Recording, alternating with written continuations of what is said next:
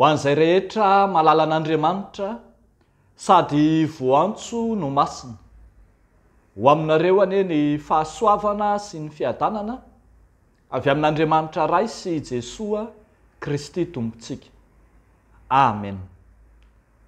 Tandremo ny fahefana sandoka.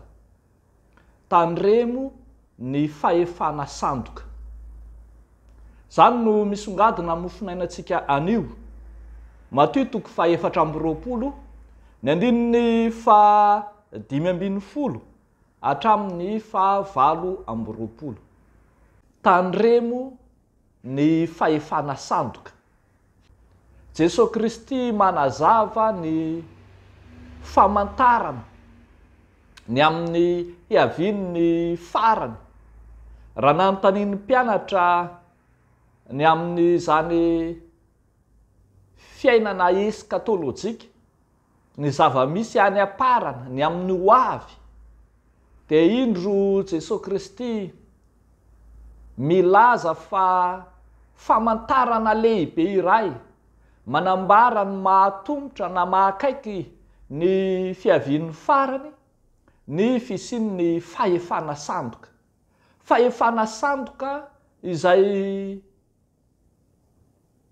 anjakazakan'ny mpampianatra sandoka, anjakazakan'ny fahefana tsy avy amin'Andriamanitra ao amin'ny fiangonan'Andriamanitra sy eo amin'izao tontolo izao.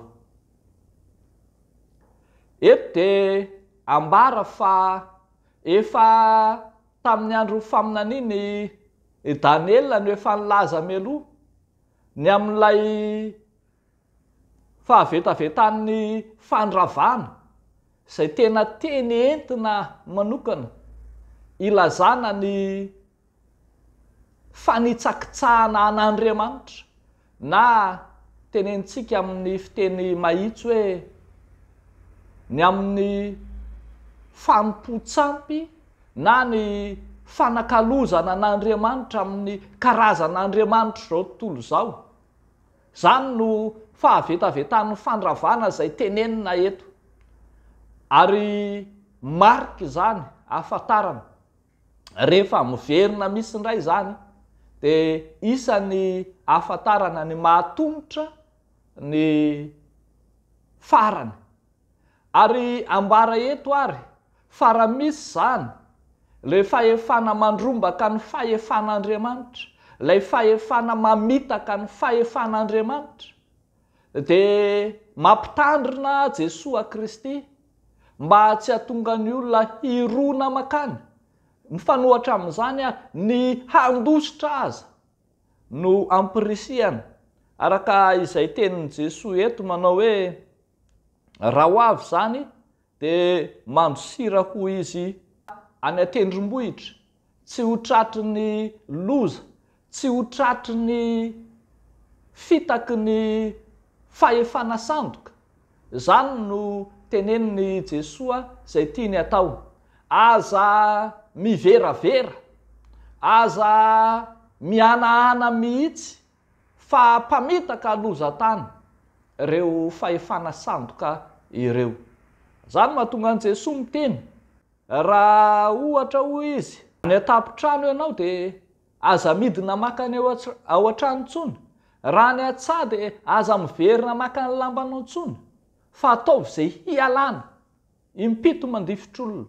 Izany fahefana sandoka izany. Jesosy Kristy dia milaza fa loza ho an'ny tany zany, manaintaina sy marary tahaka amin'ny fanaintainan'ny vehivavy be voka, ary misy fangirifiriana tahaka ny vehivavy mampinono.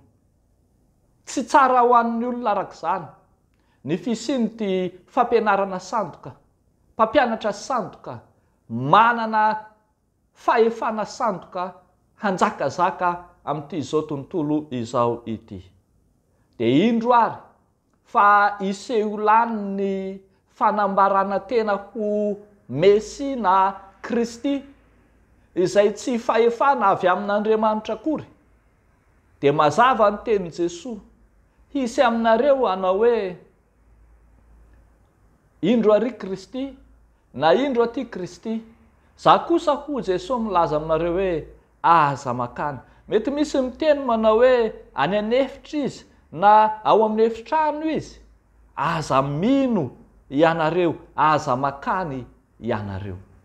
Ry havako malala, mila hitandremantsika fatratra io fahefana sandoka io, fa ambaran Jesosy fa ny fahefana tena izy dia ny fahefan'Andriamanitra ihany no tokony iankinantsika. Any amin'izay misy ny fotsika mantsy no misy ny fahatokintsika an'Andriamanitra. Any amin'izay tompontsika mantsy no misy ny finoantsika. Za amin'ny hevitry ny teny hoe any amin'izay itoeran'ny fato no itoeran'ny voromahery. Ka na isika anompo an'i Kristy ilay fahefana tena izy, dia aminy no miantefa ny finoantsika. Na isika manompo Andriamanikafa, dia zary lasa